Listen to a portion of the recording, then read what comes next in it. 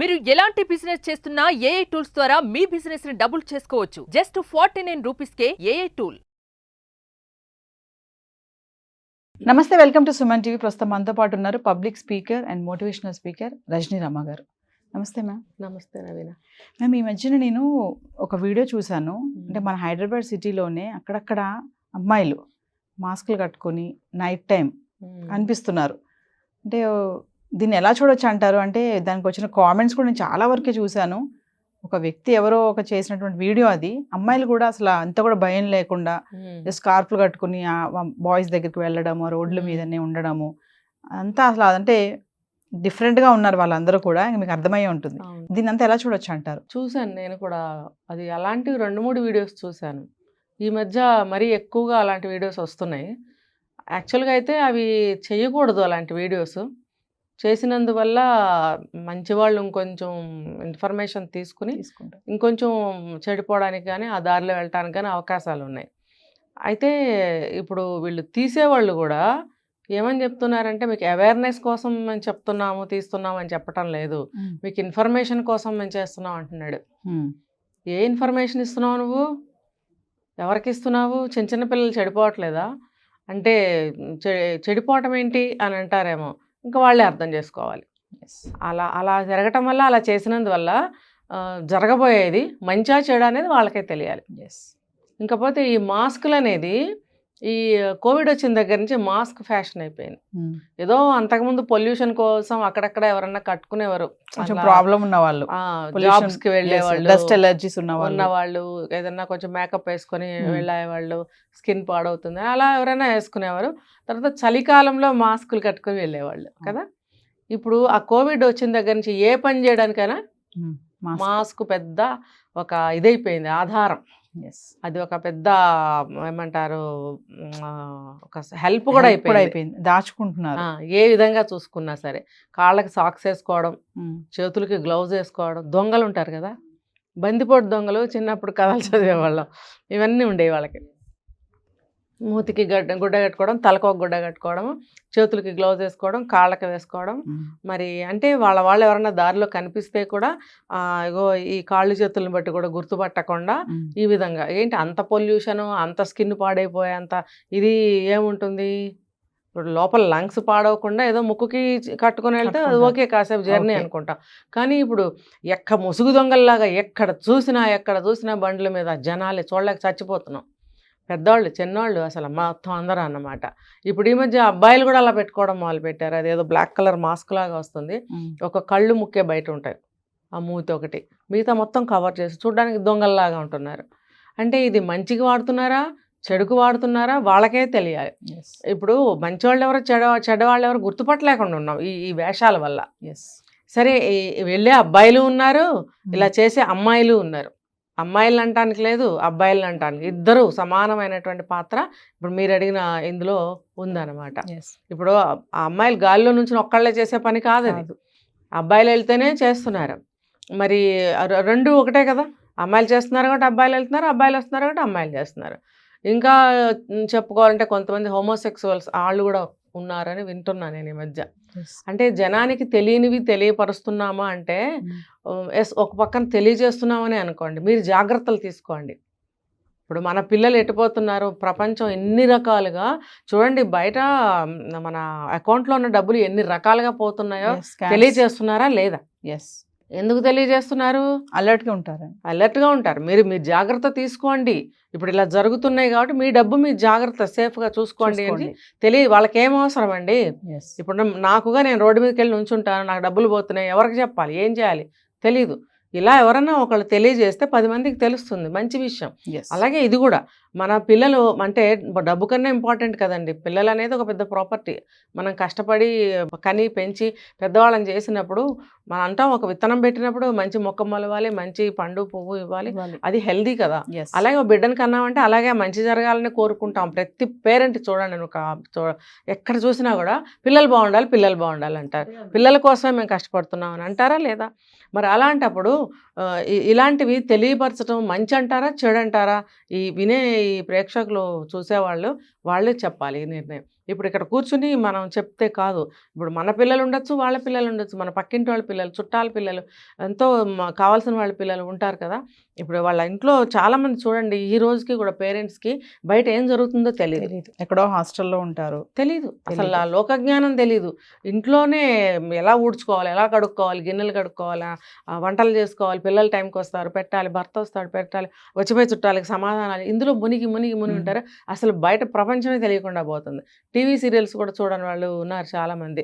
కనీసం కొంతమందికి అవి చూస్తే వాటిల్లోనైనా నాలెడ్జ్ కొంచెమన్నా వస్తుంది, అంటే జనరల్ నాలెడ్జ్ అనేది, కుటుంబానికి సంబంధించిన చెడు చిత్రీకరణలు కాదు, కొంత నాలెడ్జ్ సంపాదించవచ్చు అందులో. అది కూడా తెలియని స్త్రీలు ఉన్నారు.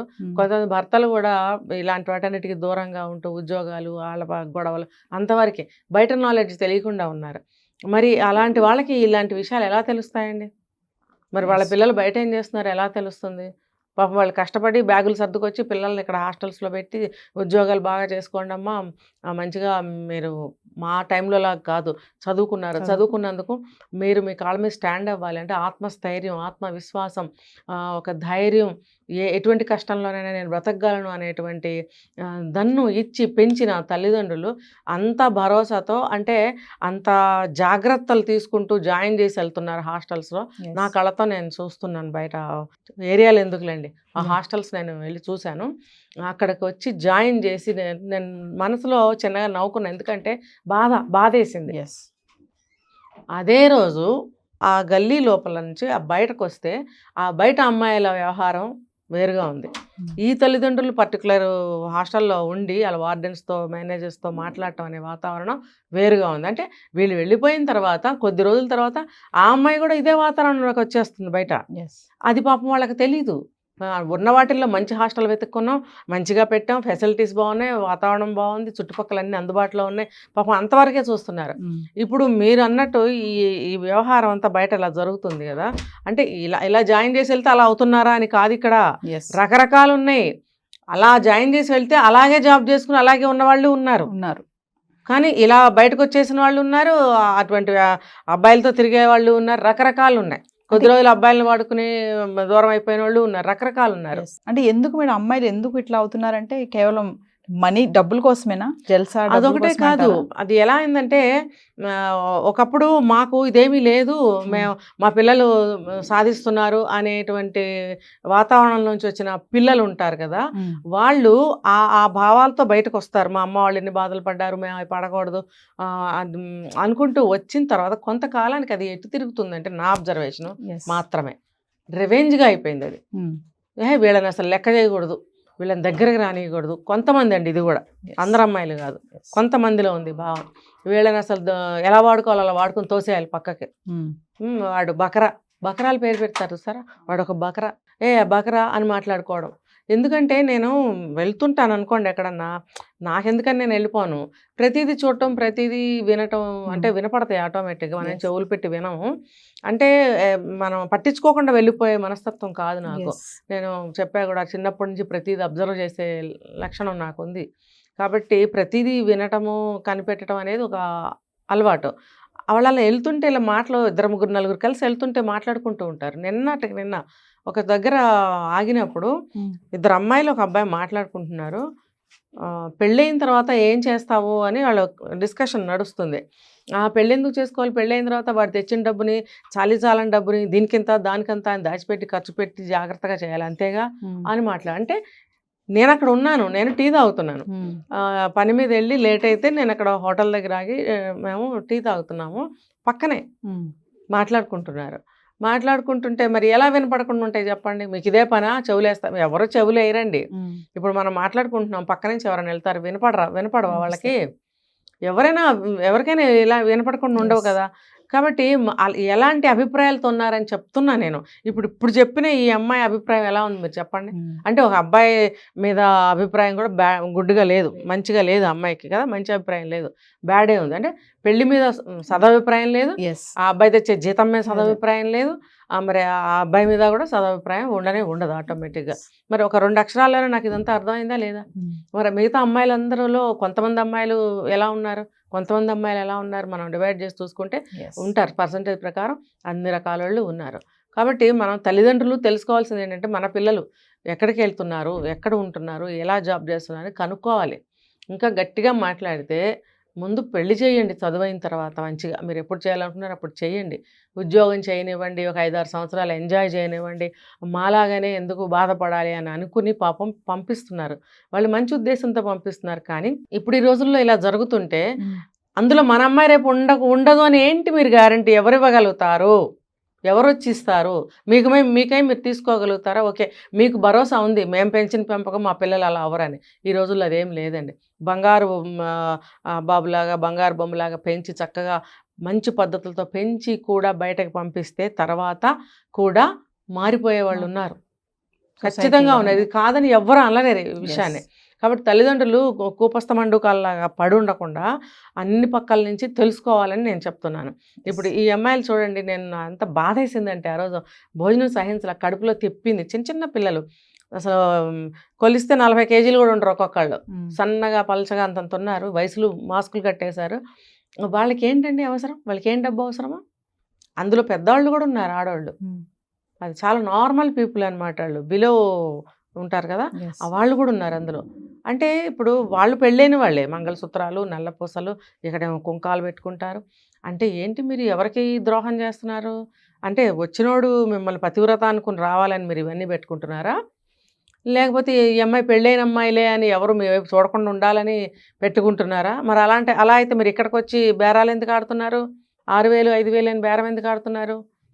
అంటే ఇప్పుడు మీరు అక్కడ నుంచుని ఉంటే ఎవరైనా వెళ్ళిపోయేవాళ్ళు అనుకోవాలి, ఇప్పుడు ఎవరో ఒక ఆయన భార్య పతివ్రత ఏదో పని మీద నుంచుందిలే అని. కానీ ఆ అమ్మాయి చుట్టూ 4-5 అబ్బాయిలు నుంచున్నప్పుడు ఎవరికి అర్థం? ఈ రోజుల్లో అమ్మాయిలు ఎవరండి? ఆవులించకుండానే పేగులు లెక్క పెడుతున్నారే. నువ్వు ఈ వేషం వేసుకుని 5 అబ్బాయిలతో నువ్వు మాట్లాడుతుంటే ఎవరు కరెక్ట్ అనుకుంటారు? నిన్ను మంచి అనుకుంటారు? చెడే చూస్తారు అందులో. మరి అలాంటి అవతారాలు వేసుకొచ్చి, మేకప్లు వేసుకొచ్చి అబ్బాయిలతో బేరాలు కుదురుస్తుంటే వీడియోలు తీసిన వాళ్ళు తీశారు, మనం అందరం విన్నాం, చూసాం. మరి ఎక్కడ నీ రహస్యం ఆగింది? మరి నువ్వే పబ్లిసిటీ ఇచ్చుకుంటున్నావు, నిన్ను ఇంకొకళ్ళు పబ్లిసిటీ ఇవ్వాల్సిన అవసరం లేదు. రోడ్డు మీద నుంచొని ఎవరికి వాళ్ళు తెలుసుకోవాలి. ఇప్పుడు ఆ అమ్మాయి అటువంటి ఒక 40 years అట్లా ఉంటాయేమో, ఆ ఏజ్లో అటువంటి మేకప్ వేసుకొచ్చి అక్కడ నుంచొని కుర్రబ్బాయిల కోసం బేరాలు ఆడుతుంటే మరి ఆ అమ్మాయి ఇంటి ఖర్చుల కోసం అడుగుతుందా?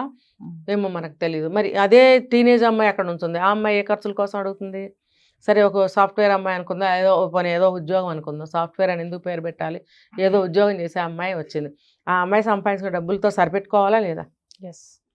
మనీ కోసం ఎందుకు? మనీ కోసం అని అనుకుంటే కనుక నీకు ఆల్రెడీ ఉద్యోగం చేస్తున్నావు, నీ దగ్గర డబ్బు వస్తుంది. నువ్వు అసలు దానికన్నా ముందు నీకు డబ్బు లేదు, ఉద్యోగంలో చేరాక నీకు డబ్బు వస్తుంది. ఈ డబ్బు వస్తున్నప్పుడు నీకు వేరే డబ్బు ఎందుకంటే నీ కోరికలు గుర్రాలు అవుతున్నాయి, నీ ఆశలు మరీ ఎక్కువ అవుతున్నాయి, రెక్కలు వస్తున్నాయి దానికి. అంటే ఒక కోరిక ప్లేస్లో 10 కోరికలు నీకు పుట్టగొడుగులాగా పుడుతున్నాయి. కాబట్టి నీకు ఎక్స్ట్రా మనీ అవసరం అవుతుంది. లేదు, నీ ఇంటి దగ్గర తల్లిదండ్రులకు అనేక కష్టాలు వచ్చేసి నువ్వు ఒక్కదానివే తీర్చాలనుకుంటే నీ జీతంలో నువ్వెంత, నీ శక్తి ఎంత ఉందో అంతే నువ్వు ఈదగలుగుతావు, తర్వాత మునిగే పోతావు. అలాగే నువ్వు నీ దగ్గర ఎంత డబ్బు ఉందో అంతే నువ్వు సాయం చేయగలుగుతావు, అంతే చెయ్యి. తర్వాత సిబ్లింగ్స్ ఎవరుంటే వాళ్ళ వంతు వాళ్ళు చేస్తారు. లేకపోతే మీ నాన్న కష్టాలు మీ నాన్న పడతాడు. ఇన్నేళ్ళు ఆయన పడ్డ కష్టం పడి నిన్ను పెద్ద చేసి చదువు చెప్పించి ఉద్యోగంలో చేరే వరకు నిన్ను ఆయన సాకాడా లేదా? అట్లానే ఇస్తాడు ఆయన ఇక ముందు కూడా. వేణీళ్ళకి సన్నీళ్ళు తోడులాగా నువ్వు సంపాదించిన డబ్బులోంచి కొంత ఇవ్వగలుగుతావు. ఇలా రోడ్డెక్కి దరిద్రంగా ఒళ్ళమ్ముకుని అనేక మంది టచ్ చేస్తే ఆ బాడీ డబ్బులు, ఆ డబ్బులు తీసుకెళ్ళి అపవిత్రమైన డబ్బులు మీ నాన్నకి ఇస్తే అసలు ఆయనకు తెలిస్తే ఆయన బతుకుతాడా? పరువు సంబంధించిన విషయం ఇది. ఎవరైనా సరే న్యాయంగా సంపాదించింది రూపాయినా ఎంతో ప్రతిష్టగా, గౌరవంగా, మర్యాదగా ఫీల్ అయ్యే వాళ్ళు ఉంటారు. అపవిత్రంగా సంపాదించింది ఎంత అయితే మాత్రం అది జీర్ణము కాదు, వాళ్ళు బ్రెయిన్ రిసీవ్ చేసుకోదు. అలాంటి డబ్బును నువ్వు తీసుకెళ్ళి సాయానికి ఇస్తానని నువ్వు ఇక్కడ బ్లఫ్ చేస్తున్నావు. ఇక్కడ అది నిజమాబద్ధం మాకు తెలియదు. నీ మేకఓవర్ కోసం చేస్తున్నావా, నీ తిరుగుల కోసం చేస్తున్నావా, నీ ఎంజాయ్మెంట్స్ కోసం, నీ లగ్జూరియస్ లైఫ్ కోసం చేస్తున్నావా, అది నీకే తెలుసు. అమ్మ నాన్నల పేరు మాత్రం పెట్టకండి. అంటే మేడం, ఫైనల్ క్వశ్చన్ చెప్పండి. అంటే అందరి గురించి కాదు, కొంతమంది అంటే యంగ్స్టర్స్ మైండ్ సెట్ ఎలా ఉంటుందంటారు? అమ్మాయి కానీ అబ్బాయి కానీ ప్రెసెంట్ ఇప్పుడు ఇందాక మీరు ఒక ఎగ్జాంపుల్ చెప్పారు, కాలేజ్ స్టూడెంట్స్ మాట్లాడుకునే విధానం ఎలా ఉంది, వాళ్ళ టాకింగ్ అనేది చెప్పారు కదా, అంటే ఎలా ఆలోచిస్తున్నారు అంటారు? వాళ్ళ మైండ్ సెట్ ఎలా ఉంటుంది అంటే ఓవరాల్గా ఏం చెప్తారు? మాట్లాడేదేమో పవిత్రంగా ఫ్యామిలీ టైప్గా మాట్లాడుతున్నారు, చేసేది దానికి సంబంధం లేకుండా ఉంటుంది. అబ్బాయిలైనా అమ్మాయిలైనా కొంతమంది ఏంటంటే డైరెక్ట్గా ట్రాష్, అన్ని ట్రాష్, మా ఇష్టం వచ్చినట్టు విచ్చలవిడిగా ఉంటాము, ఇలా ఉంటున్నారు. ఒక ముక్కలో చెప్పేసా అంతే. చెప్పేదేమో పవిత్రంగా చాలా డీసెంట్గా చాలా పెద్ద మనిషి తరహాగా చెప్తారు కొంతమంది, కానీ ఆచరించేది అలా ఉండటం లేదు. మరి కొంతమంది అయితే డైరెక్ట్గానే ఇది చెడు అంటే ఇది ఇలా ఉండకపోతే ఏమైంది, ఇది ఎలా ఉండకపోతే ఏమైంది, ఇప్పుడు పెళ్లి చేసుకోకపోతే ఏమైంది, పిల్లల్ని కనాలా, పిల్లల్ని పెంచాలా, లేకపోతే ఇది ఇలాగే ఉండాలా, అది అలాగే ఉండాలా, అవసరం లేదు, మా ఇష్టం వచ్చేట్టు మేము ఉంటాం అని కూడా అంటున్నారు. ఇలా ఉంటున్నారు. కొంచెం ఇలాంటి భయంకరమైన పరిస్థితులు వస్తున్నాయి కాబట్టి పేరెంట్స్ కూడా కొంచెం అలర్ట్గా ఉంటే వాళ్ళ పిల్లల పట్ల బాగుంటుంది. అది పేరెంట్స్ ఇప్పుడు మానైన తర్వాత వంగదు, మొక్క నుంచే జాగ్రత్తగా పెంచితే ఆ ఎథిక్స్ అనేవి వాళ్ళల్లో చెడు పని చేసిన ఒక మూల కిందకి లాగుతూ ఉంటాయి వాళ్ళని. చెడుకి లోబడి లొంగి అటు పక్కకి పోయినా మళ్ళీ వాళ్ళ లోపల ఉన్నటువంటి వాల్యూస్ పెరుగుదల పెంపకం అనేది వాళ్ళని మళ్ళీ మంచి మార్గంలోకి వెనక్కి తీసుకొస్తుంది. ఇది గ్యారంటీ ఇస్తా నేను. కానీ అసలు నువ్వు సరిగ్గానే పెంచకుండా ఏదో చదివించా, ఉద్యోగం వచ్చింది, అబ్బో 1,00,000 రూపాయల జీతం 50,000 జీతం వస్తుందని పంపిస్తావు అంతవరకే, కానీ వాళ్ళు ఇంకా పాడవుతారు. అందుకే నీ పెంపకం సరిగ్గా ఉంటే వాళ్ళు ఏదో మంచి చెడ్డదారిలోకి వెళ్ళినా మళ్ళీ వెనక్కి వచ్చే అవకాశం ఉంది. Thank you.